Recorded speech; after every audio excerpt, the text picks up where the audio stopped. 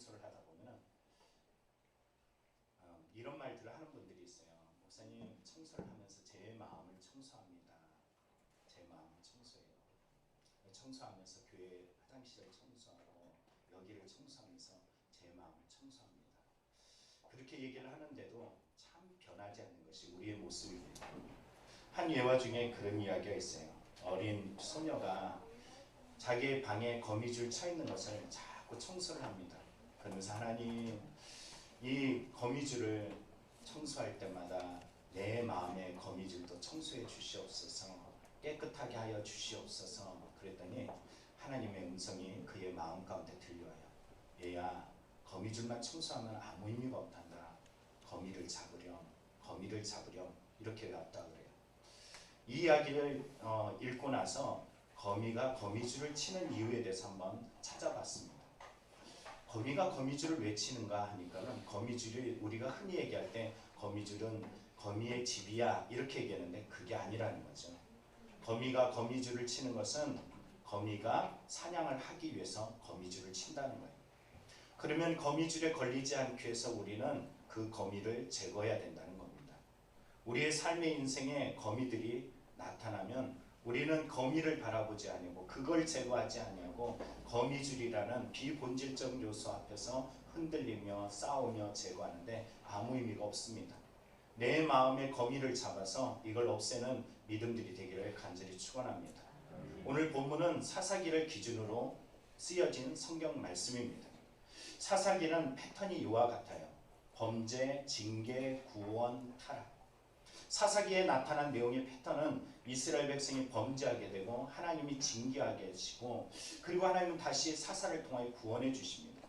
그리고 또 다시 이들이 타락해서 또 범죄하고 징계하고 구원받고 타락하고 이 패턴이 계속 이 사이클이 연속되어져요. 오늘 본문이 이러한 가운데서 오늘 남성 중심적인 유대사회 그리고 자기 민족주의가 강한 이 유대사회 속에서 하나님께서 룻기를 통해서 비유대인인 이방민족 모압 여인을 통해서 구원하시는 이야기, 또 남성 중심이 아닌 도리어 여성인 여인을 통해서 구원하시는 이 이야기를 기록하고 있어요. 오늘 우리가 이 말씀을 통해서 기억할 것은 우리의 가정이 별 볼 일 없는데 이 별 볼 일 없는 가정에서 나 같은 존재가 우리 가정을 회복시키고 하나님의 믿음을 회복시키고 하나님의 축복의 가정으로 일어섬에 있어서 내가 무슨 의미가 있겠어 라고 이야기할지 모르겠지만 오늘 본문 룻기를 통해서 하나님은 그런 가운데 믿음을 가지고 주를 찾는 이에게 주를 존귀케 여기면서 처절한 결단을 하고 쫓아가는 이를 통해서 하나님은 당신의 메시아를 기대하시는 그 계획들을 진행해 가시고 하나님의 회복의 역사를 이루어간다는 사실입니다. 그래서 오늘 본문을 보면은 고백과 언약, 곧 믿음과 그리고 은혜를 잊지 말라는 내용이 오늘 1절부터 5절 가운데 담겨져 있습니다. 오늘 우리의 마음속에 거미들이 쉬없이 나타나요. 믿음을 자꾸 저버리게 하는 두려움들, 믿음을 시선을 하나님께 향하지 않냐고 세상만을 향하게 하는 인간적인 요소들, 여러분 이런 거미들을 잡아버리고 오직 주님 앞에 서나가는 믿음의 성도들이 되기를 간절히 축원합니다. 물질도 아니요 건강의 코로나19의 문제도 아니고 오직 우리가 믿음으로 다시 한번 회복할 수 있는 떨림의 믿음을 가지는 성도의 신앙이 되기를 축복합니다. 아멘. 오늘 성경을 읽는 이 내용에 제가 이전에 룻기를 몇 번 설교했지만 이번에 한 목사님으로부터 선물을 하나 받았어요. 룻기라는 겁니다. 유대적 관점으로 본 룻기라는 이 책을 읽으면서 참 많은 생각을 하게 되었어요. 왜냐하면 우리가 알고 있는 기준점에서, 그러니까 비유대적인 기준에 의해서 룻기를 보았는데 유대적 관점에서 룻기를 보다 보니까는 엄청난 메시지들이 담겨 있고 깨닫는 내용들이 참 많았습니다. 그래서 가정의 달을 맞이해서 이 가정이 붕괴했던 엘리멜렉의 가정의 붕괴, 그리고 남아서 도저히 소망이 없던 이 가정이 회복하는 역사를 이 룻기 1장 1절부터 5절이나 짧은 단막이지만 이 안에서 하나님이 우리에게 주시는 메시지를 발견하기를 간절히 소원합니다. 아멘. 오늘 성경에 보면은 베들레헴에 살고 있는 엘리멜렉의 가정이 흉년이 들어서 그리고서는 모압 지방으로 이주하게 됩니다. 이주하고 나서 그들은 어떻게 되냐면은 가정이 풍비박산이 나요. 남편도 죽고 그리고 두 아들도 죽고 그리고서는 처절하게 실패해서 베들레헴 고향으로 돌아오는 이야기를 담고 있습니다. 그의 어려운 인생 속에 이 흉년을 피해서 도망한 것 같고 도주한 것 같고 모압 지역에 이르렀을 때 그의 처음의 삶은 아주 풍요롭고 잘 되어집니다. 유대적 관점에서 본 룻기에 보면은 이들이 그곳에 가서 결혼을 하는데 이 결혼을 할 때 우리가 알고 있는 성경에 누가 나와요? 두 여인 나오죠? 여기 4절에 보면 오르바 그리고 룻이라는 여인과 결혼을 하게 됩니다. 우리가 알고 있는 그냥 오르바 룻이라는 이 여인은 그냥 일상의 평범한 여인으로 생각을 했는데 유대인들은 뭐라고 이야기하면 이들이 모압 지역의 공주라고 이야기해요. 공주와 결혼하기 위해서는 그들의 삶이 어떠했을지 우리는 짐작하게 되죠. 왕가와 어디서 이주한 이 집안이 결혼한다라는 사실은 이 집이 엄청난 부유함을 누렸다는 거예요. 사회적으로 대단한 그런 사회적 위치를 차지했다는 것을 말합니다. 다시 말하면 이주하고 나서 모든 일이 잘 되는 듯 했어요. 괜찮은 것 같았어요. 그런데 과연 계속 괜찮았느냐? 그러지 않았다는 거예요. 성경을 보면은 이 가정에 3절에 이렇게 말합니다. 나오미의 남편 엘리멜렉이 죽고 라고 이야기해요. 성경이 이 가정이 몹시 잘되고 부유하고 성공적인 삶을 살아가는 것 같지만 이 가정이 결국은 엘리멜렉이 죽었다라고 성경 기록하고 있어요. 제가 앞서 이야기했던 이 책 룻기에 보면은 이 내용에 대해서 죽었다라는 의미에 대해서 말합니다. 히브리어를 모국으로 쓰는 유대인 전통파인 사람에게 전화를 해서 물어요. 이보게 친구, 죽었다는 게 어떤 의미야? 유대에서 죽었다는 의미가 어떤 뜻이야? 라고 물어요. 그랬더니 그 유대인 친구가 말해요. 죽었다는 것은 죽었다는 것이야. 이 저자는 그냥 가볍게 여기지 않습니다. 다시 한번 더 많은 것들을 찾아서 과연 이게 죽었다는 의미가 어떤 의미일까 하고 더 찾게 되어지고 스트롱 성구 사전을 발견하게 됩니다. 그리고 죽었다는 이 관점이 어떤 의미인지 알게 되었어요. 두 가지 의미가 있다는 거. 무스라는 이 히브리어 단어가 죽었다라는 의미가 있고 하나는 문학적 질문으로 이 문학적 표현으로 해석하는 방법이 있다는 거예요. 그러고 보니까 엘리멜렉이라는 이 뜻의 문학적 의미가 가미되었으면 엄청난 메시지가 담겨져 있어요. 그 의미가 뭘까? 자, 엘리멜렉이라는 뜻은 나의 하나님은 왕이시다요. 그럼 누가 죽었다라는 거예요? 나의 하나님은 왕이시다.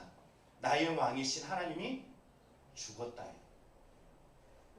이 엘리멜렉의 가정에 흉년이 들어서 그것을 피해서 그리고 그의 마음속에 야 도저히 이곳에 못 있겠어. 그리고서는 이들이 모압 지방으로 이주했는데 이 일들을 성경 뭐라 그래요? 그들이 잘 되고 있는 이 상황을 뭐라 그래요?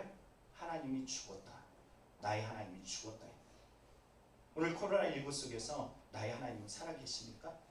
아멘. 여러분 인생의 고난 속에서 나의 하나님은 아직도 살아계십니까? 아멘. 사사기 시대를 보면은 제가 말씀드린 것처럼 성경에 사사들이 치료하던 때 이렇게 말하죠. 이 때를 보면은 자기 소견에 의해서 살았어요. 앞서 보여줬던 이 그림의 패턴처럼 범죄하고 징계하고 구원하고 또 타락하는 이런 패턴 속에서 그들은 철저하게 타락하고 범죄했어요. 그 타락과 범죄 중심이 뭔지 아세요? 성경은 사사기의 주제 속에 이거예요. 자기 소견이라는 거예요. 하나님을 잊어버리고 난 하나님을 잊어버리지 않아. 내 이름이 뭔지 알아? 엘리멜렉이야. 나의 왕은 하나님이시. 아무리 이야기해도 그의 삶 속에 행동하는 모습 속에 하나님이 우선순위가 아니라 다른 것이 우선순위가 되어진 이 마음, 하나님을 존귀케 여기보다는 세상을 존귀케 여기고 하나님을 등한시 여기는 이 마음에 자기 소견이 중심이 드러난 이 마음이 그의 마음에 하나님이 죽었다라는 거예요. 그래서 사사기는 주제를 이렇게 말합니다. 사람마다 자기 소견에 옳은 대로 행하였더라. 사사기 7장뿐만 아니라 21장 25절에도 각기 자기의 소견에 옳은 대로 행하였더라. 다 달라. 네가 옳고 네가 알아. 목사님 틀려요. 내가 옳아요. 다 그럴지 몰라요. 다 제각기 자기 소견만 옳다라고 이야기한 이때가 바로 하나님이 죽어있는 때라는 것입니다. 신명기 17장 14절은 이들이 왕으로 하나님을 섬겨야 됨에도 불구하고 이 왕을 저버리는 때가 올 것을 신명기에 기록하고 있어요. 내가 내 하나님 여호와께서 내게 주시는 땅에 이르러 그 땅을 차지하고 거주할 때 만일 우리도 우리 주위의 모든 민족들 같이 우리 위에 왕을 세워야겠다는 생각이 나거든. 자, 이스라엘이 실패하고 나서 하나님이 너에게 복을 주실 거야. 그래서 가나안 땅을 점령하게 될 거야 하면서 너의 삶의 인생이 그냥 일상화되어진 그때, 너의 삶이 너희 것이 아니고 하나님이 주신 것인데도 불구하고 그것이 너희 것이라고 생각하는 그때, 바로 그들은 이제는 하나님을 더 이상 왕으로 섬기지 않아요. 주변 사람들을 보는 거예요. 주위를 둘러봐요. 그리고서는 야, 나도 왕이 필요해. 자기가 왕이면서 하나님이 왕이 아니라 자기가 왕이면서 또 다른 왕을 요구해요. 이런 일들이 왜 일어날까요? 결국은 왕으로서의 자기의 모습의 중심에 내가 원하는 소견을 따라 왕을 세우려고 합니다. 내 마음속에 하나님이 왕이 아닌 다른 것을 왕으로 삼으려고 하는 이 마음들, 사무엘상 8장에 보면은 이 내용이 아주 잘 나타나고 있습니다. 우리 위에 왕을 세우겠다는 이 마음이 사무엘상 8장에 왕을 세우는 실제적 사건이 일어나요. 사무엘에게 이스라엘 백성이 가서 우리에게 왕을 세워주십시오. 당신 늙었지 않습니까? 왕이 필요합니다 하고 자기 소견대로 자기들이 말을 해요. 사울이 마음에 들지 않아요. 그런데도 불구하고 어쩔 수 없이 하나님 앞에 이 내용을 가지고 기도하였더니 하나님께서 이 말에 대해서 이리 대답합니다. 이는 그들이 너를 버림이 아니요 나를 버려 자기들의 왕이 되지 못하게 합니다. 하나님이 우선순위의 왕이 아니라 하나님이 죽어져 있는 이 마음들이 결국은 하나님은 저들은 나를 버렸어 이렇게 말씀하십니다. 이 나를 버린 행위들이 어떻게 나타났는가를 그 다음 절에 하나님은 연이어서 말씀하시요. 내가 그들을 애굽에서 인도해낸 날부터 오늘까지 그들이 모든 행사로 나를 버리고 다른 신들을 섬김같이 내게도 그러하도다.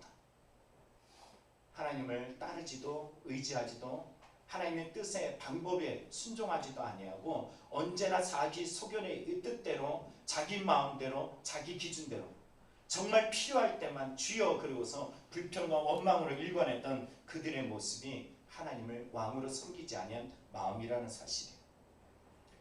결국 그들의 행동 속에서 그들의 마음 속에서 하나님은 죽어 있었어요.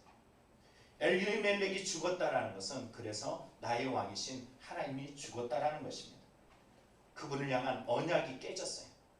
하나님을 떨므로 바라봤던 그 마음이 이제는 식어지고 그 하나님, 나를 쳐서 복종해야 될 그 하나님이 아닌 내가 내 마음대로 하고 싶은 그 왕을 바라보고 있어요.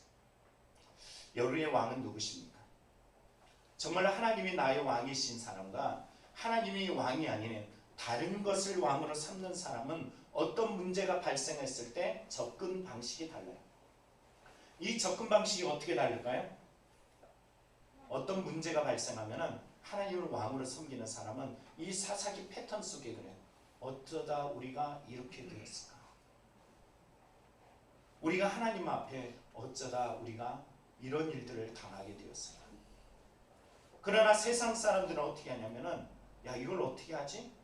어떻게 세상적 방법들과 사람들의 뜻을 구하고 세상적인 방법을 더 많이 모색해서 이 문제를 해결할까? 그러나 하나님을 왕으로 섬기는 사람은 하나님 앞에 먼저 히스기야처럼 무릎을 꿇고 다윗처럼 주님을 찾는 마음으로 나아가게 되어 있다는 겁니다. 오늘 성경을 보면 1절에 흉년이 들었다라고 이야기해요. 그들의 하나님이 없어요. 1절에 말하죠. 흉년이 드니라. 이러한 패턴 속에서 흉년이 들었어요. 그럼 이 흉년이 가져다주는 의미는 뭘까요? 자, 신명기에 보면 흉년이 가져다주는 의미를 한번 깊이 생각할 만한 말씀이 이미 주어졌어요. 너희가 건너가서 차지할 땅은 산과 골짜기가 있어서 하늘에서 내리는 비를 흡수하는 땅이요 내 하나님 여호와께서 돌아보시는 땅이라. 연초부터 연말까지 내 하나님 여호와의 눈이 항상 그 위에 있느니라. 오늘 그들에게 주신 이 땅은 어떤 땅일까요? 그 땅, 그곳은 물이 흡수하는 땅이에요. 애굽에서의 땅처럼 그들이 강이 범람해서 그 강을 통하여서 그들이 곡식을 얻고 풍요로움을 얻는 것이 아니었어요.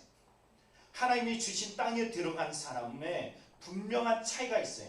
흡수하는 땅. 하나님이 이른 비와 늦은 비를 내리지 아니하시면 절대 그 땅을 얻을 수 없는 땅이었어요. 오늘 우리에게 그 땅이 바로 여기 있습니다. 믿음의 땅이에요. 철저하게 나의 삶의 약함도 어려움도 문제도 하나님을 의지하며 하나님의 뜻을 묻고 오늘도 하나님이여 이른 비를 내리소서 늦은 비를 내리소서 나를 구원하여 주시옵소서 나를 붙들어 주시옵소서 의지하며 나갈 때 하나님은 오늘 약속하세요. 내가 오늘 너에게 명하는 내 명령을 너희가 만일 청종하고 너희 하나님 여호와를 사랑하여 마음을 다하고 뜻을 다하여 섬기면 여호와께서 너희 땅에 이른 비 늦은 비를 적당한 때에 내리시리니 너희가 곡식과 포도주와 기름을 얻을 것이요. 하나님은 신명기 11장 13절 14절을 통하여 약속하셨어요. 너희가 마음을 다해 힘을 다해 나를 의지하고 나를 참으로 왕으로 섬긴다면 내가 어떻게 하겠다? 그 땅에 늦은 비와 이른 비를 줄 거야. 그렇다면 하나님이 또 징계의 의미들을 한 가지 더 던져주셨어요. 너희는 스스로 삼가라. 두렵건대 마음이 미혹하여 돌이켜 다른 신들을 섬기며 그것에게 절함으로 여호와께서 너에게 진노와 사르를 닫아 비를 내리지 아니하여 땅에 소산이 내리지 않게 하심으로 너희가 여호와께서 주신 아름다운 땅에서 속히 멸망할까 하노라. 자, 오늘 성경을 보면은 이 내용이 어떤 의미를 가지고 있을까요? 하나님을 섬기는 왕이라면, 하나님을 왕으로 섬기는 가정이라면 여러분 이 말씀이 내 마음속에 새겨져 있을 거예요. 내가 지금 흉년을 맞이했어. 그러면 왜 이렇게 되었을까? 그래, 하나님 내게 말씀하셨지. 흉년이 온다는 것은 내가 하나님을 온전히 의지하지 않는다는 거지. 앞서 보여줬던 사사기의 패턴처럼 하나님의 징계지. 하나님께 돌아가야 될 때구나. 그런데 그들은 하나님께 돌아가기보다는 어디를 향해 나갔어요? 그 징계의 땅을 벗어나서 우리가 알고 있는 요나처럼 하나님의 뜻을 저버리고 다시스를 향했던 동일한 마음처럼 그들은 모압 땅으로 갔어요. 그리고 그 땅에서 엘리멜렉은 죽었습니다. 엘리멜렉이 죽은 게 아니에요. 나의 왕은 하나님이시다 라는 이 고백이 죽은 것이에요. 나의 하나님이 죽었다라는 사실입니다. 실제 이렇게 자기중심적인 마음을 가진 사람은 그 마음에 하나님이 죽은 것입니다. 그렇다면 오늘 본문에 남편이 죽었어요. 엘리멜렉이 죽었다라는 마음이 들었어요. 그러면 어떻게 회복을 할까요? 다시 은혜를 되짚어봐야 돼요. 나의 나됨에 대한 은혜에 대해서 더 깊이 상기해야 돼요. 이제 기억할 것은 은혜밖에 없습니다. 주위를 둘러보면 아직도 하나님은 나를 완전히 징계해서 멸망의 길로 던져버린 것이 아니라 지금 이 순간도 나에게 기억할 수 있는 은혜들을 주변에 남겨두셨어요. 여러분 이 은혜를 다시 한번 재점검하길 원합니다. 아멘. 이것이 회복하는 하나님의 방법이에요. 오늘 나오미의 뜻 아세요? 나오미, 남겨진 이 아내 나오미의 뜻, 이제 기억할 것은 이 은혜에서 나오미라는 이름을 기억하면 희락, 즐거움, 행복 이런 뜻을 가지고 있습니다. 근데 이런 나오미가 자기 이름을 바꾸게 되네요. 개명하게 돼요. 언제 바꾸냐면은 룻기 1장 20절에 보면은 나오미가 그들에게 이르되 나를 나오미라 부르지 말고 나를 마라라 부르라. 나오미, 기쁨이란 이 뜻, 즐거움이란 이 뜻, 행복이란 이 뜻을 이제는 던져버리고 자기 이름을 마라, 쓰다, 슬프다 이런 뜻을 가지고 있는 마라라는 이름으로 개명하게 됩니다. 그리고서 말해요. 하나님이 나를 괴롭게 하셨다. 여러분 과연 하나님이 자신을 괴롭게 했을까요? 그 이전까지는 이런 것을 깨닫지 못했어요. 그냥 한번 울고 그냥 땡이야. 왜 그랬냐 하면은 아직 하나님께서 그에게 은혜를 남겨주셨기 때문에 그 은혜의 힘에 의존해서 오늘도 버티고 살아가고 있었거든요. 그 은혜가 뭐냐 하면은 자기에게 남겨진 아들들입니다. 남편이 죽음 앞에 여전히 남겨둔 삶의 환경들이에요. 아무도 없어 나 혼자야 라고 얘기할지 모르겠지만 여전히 그에게는 아들 기름과 말론이 있고 그의 모습 속에 보면 아직도 그의 며느리, 두 며느리 오르바와 룻이 남겨져 있어요. 여러분 앞서 말씀드렸던 것처럼 유대 학자들이 말했던 것처럼 대단한 부와 명예를 누리고 있었고 이것들이 여전했어요. 근데 아직도 이 부족함이 없는 때 하나님을 찾아야 되는데 바로 이 작은 부족함 속에 깨어나야 될 텐데 하나님이 죽었어. 나의 왕인 하나님이 죽었어. 깨달아야 되는데 깨닫지 못하고 여전히 주위의 것들 앞에서 아니야 살만해 괜찮아. 아니에요. 이걸 바꿔서 다시 한번 믿음의 눈으로 하나님이 나의 왕이셔. 나에게 이 모든 것이 주신 이가 하나님이시라는 깨달아야 될 시간인 줄 믿습니다. 왜일까요? 자, 성경이 2절에 보면 말하죠. 아들 말론과 기론이 자기 주위에 있어요. 남편이 죽었어. 그러면은 사람은 상처를 받으면 상처와 관련된 내용들을 되새기게 되어 있습니다. 그렇죠? 소뚜껑을 보면은 자라이 놀란 것은 뭐다고요? 소뚜껑은 놀란다고 그러죠. 똑같아요. 상처는 바로 그때 일어나요. 상처가 일어나지만 동시에 은혜도 같이 일어납니다. 말론, 기론 어떤 의미가 있을까요? 옥스퍼드 성경 대사전에 보면은 말론, 이 아들의 이름이 이런 의미를 가지고 있어요. 음역된 마흘론은 병이 들다 아프다는 뜻의 동사 할라에서 유래한 이름으로서 병약한 병든이라는 의미입니다. 여러분 아들을 낳았는데 그 아들 이름을 병약한 병든 이렇게 놔. 여러분 어떤 의미일까요?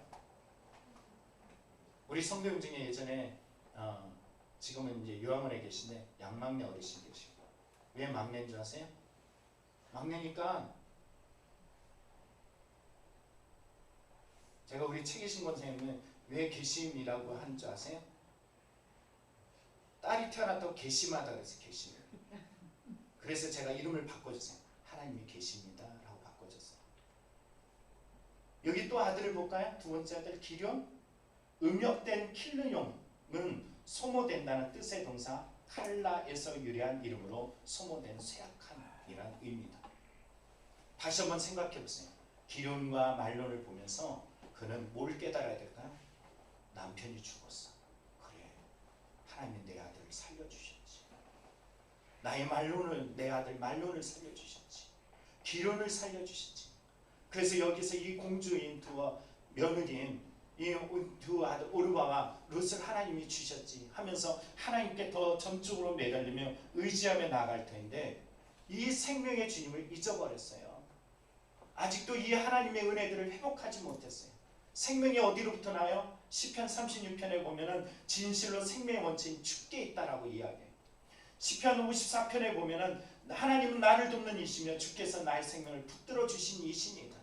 아들이 죽어질 때, 아들이 쇠약해서 죽음이 임박할 때 하나님 구원해 주세요 할 때 이 오늘 성경에 나타난 그녀의 마음속에 하나님을 향한 마음이 얼마나 떨림이 있겠어요. 이 나오미가 기쁨이 언제 회복되었겠어요? 그래, 내 하나님께서 내 아들을 살려주셨네. 야, 기쁘다. 내 아들을 구원해 주셨네. 기쁘다. 근데 어느 날 이 모압 지방에 이르르게 되어지고 그냥 그 징계를 피해서 온 것 같고 남편도 죽었지만 아픔과 고통 속에 하나님은 온데간데 없어요. 여러분 바로 이때가 다시 한번 은혜를 회복해야 될 줄 믿습니다. 우리의 인생에 어떤 고난을 만날 때, 절망을 만날 때, 슬픔을 만날 때 성경은 우리에게 이렇게 말해요. 우리가 세상에 아무것도 가지고 온 것이 없으면 또한 아무것도 가지고 가지 못하리. 오늘 모든 것이 하나님의 은혜입니다. 비록 연약하지만 가진 것 없지만 누리는 것 없지만 그냥 남아있는 것 이것 같지만 아직도 내가 버티고 살아가고 여기 있다는 것은 하나님이 내게 이만큼의 은혜를 주셨다는 것입니다. 그러면 어디로 돌아가야겠어요? 이걸 아는 사람은 더욱더 하나님께 돌아가야 돼요. 하나님께 더욱더 의지하며 돌아가야 될 줄 믿습니다. 그런데 나오미는 아직도 돌아가지 않아요. 남편이 죽었는데도 돌아가지 않아요. 그럼 언제쯤 돌아갈까요? 하나님이 은혜 주신 이 기름, 하나님이 은혜 주신 이 말론, 이 두 아들이 잃었을 때 비로소 그때서야 이제는 고향으로 돌아가게 되네요. 성경에 은혜만 남았다면 우리는 하나님께로 더 돌아가야 될 텐데 이 나오미의 모습을 보면은 3절부터 5절에 말하죠. 말론과 기론 두 사람이 다 죽고 그 여인은 두 아들과 남편 뒤에 남았더라. 있어요. 다 잃어버렸어요. 다 잃고 나서 그때서야 그의 마음에 깨우침이 있었어요. 깨우침이 있었던 이유가 있습니다. 들려온 소문이에요. 이 소문이 바로 이 소문입니다. 1장 6절에 나와요. 그 여인이 모압 지방에서 여호와께서 자기 백성을 돌보시사 그들에게 양식을 주셨다함을 듣고 이에 두 며느리와 함께 일어나 모압 지방에서 돌아오려 하여. 그가 들은 소식은 뭘까요? 여호와께서 자기 백성을 돌보시사 그에게 양식을 주셨다. 1절과 오늘 6절은 대조를 이루고 있어요. 흉년을 맞이해서 도피했던 하나님의 징계를 피해서 도망했던 이들이에요. 오직 양식을 찾아 또는 하나님의 징계를 피해서 자기의 안락함과 자기의 평안을 위해서 살았던 이 여인, 그리고 엘리멜렉의 이 가정, 하나님이 주고 있던 이 가정이지만 도리어 징계를 받고 고통을 당하고 힘들지만 그 땅에서 믿음을 지키며 그 땅에서 징계를 받으며 그 땅에서 견디며 소망했던 이들에게 하나님께서 자기의 백성을 돌보셨다는 소문을 듣게 됩니다. 그리고서는 그녀는 그 땅을 향해서 나아가게 됩니다. 이 땅에 나아감에 있어서 성경이 주는 놀라운 단서가 하나 있습니다. 그 말씀은 바로 3절, 4절, 5절, 6절에 나타난 말씀 중에 자 한번 보겠습니다. 여기 보면은 4절에 이렇게 말하죠. 그들은 모압 여자 중에 그들의 아내를 맞이해 하나의 이름은 오르바요 하나의 이름은 루시더라. 그들이 거기에 거주한 지 10년쯤에 이 10년쯤에 이 10년이라는 이름이 엄청난 메시지를 가지고 있다는 겁니다. 제가 이게 하나 지워졌나 모르겠는데 룻기에 보면은 이 성경 속에 나타난 내용을 보면 이런 말이 있어요. 당시에 때 유대인의 수비학이라는 것이 있어요. 수비학. 10년이라는 의미가 담겨주는 이 의미가 있는데 10년 수비학 속에서 유대인들은 10은 어떤 의미를 가져다 줍니까? 라고 물었을 때 이거는 인간적 책임을 말하는 것입니다. 이거예요. 문학적 요소로 룻기를 바라보면 10년이 가져다 주는 의미는 뭘까요? 너의 책임이야. 나의 책임이야. 하나님을 향한 책임이 아니라 나의 책임이야. 이거예요. 왜 어쩌다 우리가 이렇게 됐을까? 왜 10년 동안 하나님이 주신 기회 속에 말론과 기론을 잃어버렸을까? 누구의 책임? 너의 책임이야. 하나님이 남겨준 마지막 은혜까지도 탈탈 털려버리고 잃어버린 이유가 어디 있어요? 너의 책임이야. 흉년을 벗어나서 그 땅 모압 땅에 이르러서 남편 엘리멜렉이 죽었지만 아직도 정신 차리지 못하고 너에게 10년이라는 하나님의 유예기간을 줬는데 너는 이 10년을 잃어버렸어. 누구의 책임이야? 너의 책임이야. 이게 바로 이스라엘의 유대인의 수비학 중에 담겨진 내용입니다. 우리의 마음속에 하나님이 주신 기회들이 어디 있을까요? 바로 지금이에요. 은혜 때가 언제라고요? 지금이에요. 구원의 때가 언제라고요? 지금 코로나19 사태 앞에서 언제 내가 기도하고 언제 예배드리고 언제 주를 찾겠습니까? 하나님 뭐라 그래요? 나를 존귀케 여기는 자는 내가 존귀케 여기겠다 그러잖아요. 주님을 존귀케 여긴다는 입술은 엘리멜렉하고 똑같아. 나의 왕은 하나님이시야. 하나님이시야. 그래 행동과 말과 살아가는 모든 그 요소들을 가만히 그 그림자들 그 흔적들을 들여다보면 엘리멜렉의 발자취를 따라서 동일하게 가고 있고 오늘 나오미와 같이 하나님이 기쁨이야 하나님 나의 은혜야 라고 이야기하면서 실상은 그 은혜를 상실하고 살아가는 우리의 모습을 발견할 때가 너무 많습니다. 나오미의 이 모든 일들은 아직 내 책임이야 라는 거예요. 이 책임을 깨달았어요. 그래서 6절에 나타난 것처럼 이제는 이 책임을 가슴에 지니면서 그는 가는 겁니다. 하나님 여호와께서 자기 백성을 돌보시사 그 땅을 회복해 시켜 주셨어. 그 회복의 땅. 난 아무것도 가진 것 없고 아들도 잃어버렸고 남편 엘리멜렉도 다 잃어버렸지만 그 땅을 향해서 나아가는 신앙.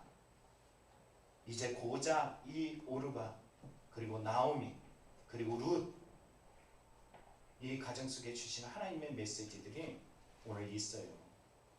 오늘 여러분들은 어디에 가정에 이루고 있습니까? 오늘 하나님은 우리를 붙들어 주시는 줄 믿습니다. 우리를 불러주시는 줄 믿습니다. 전도서 12장을 보면은 우리가 오늘 솔로몬이 남겨둔 말 중에 마지막 말이야 라고 이야기하면서 던져준 말이 있어요. 우리가 알고 있다시피 솔로몬은 어떤 사람이에요? 처음에는 신앙이 대단하잖아요. 기본 산당에다가 1,000마리의 짐승을 하나님 앞에 바치면서 하나님께 구할 때 세상 사람들이 구하는 것이 아니라 하나님 백성을 잘 먼저 다스릴 수 있게 해달라고 지혜를 달라 기도할 때 하나님이 그 마음을 흡족히 여기셔서 응답하셔서 충만함을 누리게 되어지고 풍요를 누리게 되어지고 복을 누리게 된 사람이 솔로몬이었어요. 그런데 그 신앙이 풍요를 누릴 때 그 다음부터 그의 신앙이 하향 곡선을 내려가면서 아주 심각한 문제를 초래하게 되죠. 하나님을 왕으로 섬겼던 왕인 솔로몬이 더 이상 하나님을 왕으로 섬기지 않아요. 자기 멋대로 세상 중심적으로 살아가게 됩니다. 이렇게 대실패했던 솔로몬은 인생의 말년에 이렇게 고백해요. 헛되고 헛되고 헛되고 헛되도다. 모든 것이 헛되도다. 그리고서 이 헛된 세상 속에서 한 가지 답만 있음을 말하면서 이렇게 마무리합니다. 자, 같이 한번 읽어볼까요? 전도서 12장 13절 14절 말씀입니다. 시작. 일의 결국을 다 들었으니 하나님을 경외하고 그의 명령들을 지킬지어다. 이것이 모든 사람의 본분이니라. 하나님 모든 행위와 모든 은밀한 일을 선악간에 심판하시리라. 오늘도 주님은 여러분을 찾고 계십니다. 얘야, 돌아오렴. 돌아오렴.